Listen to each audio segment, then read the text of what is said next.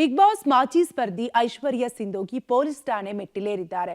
ಆನ್ಲೈನ್ನಲ್ಲಿ ಕಿಡಿಗೇಡಿಗಳಿಗೆ ಕಡಿವಾಣ ಹಾಕುವವರೇ ಇಲ್ಲದಂತೆ ಆಗ್ಬಿಟ್ಟಿದೆ.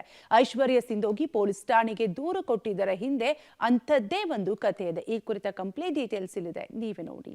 ಐಶ್ವರ್ಯ ಸಿಂಧೋಗಿಗೆ ಅಶ್ಲೀಲ ಕಮೆಂಟ್, ಅಪರಿಚಿತರ ವಿರುದ್ಧ ಕೇಸ್ ದಾಖಲಿಸಿದ ಐಶ್ವರ್ಯ.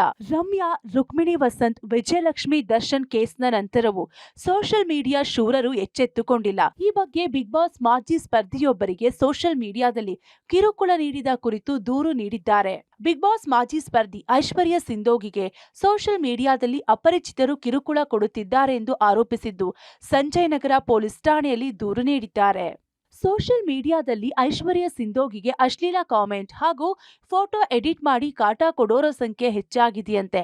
ಕಳೆದ 2 ತಿಂಗಳಿಂದ ಅಶ್ಲೀಲವಾಗಿ ಕಮೆಂಟ್ ಮಾಡಿ ಕಿರುಕುಳ ಕೊಡಲಾಗಿದೆ ಅಂತ ದೂರಿನಲ್ಲಿ ಉಲ್ಲೇಖಿಸಲಾಗಿದೆ.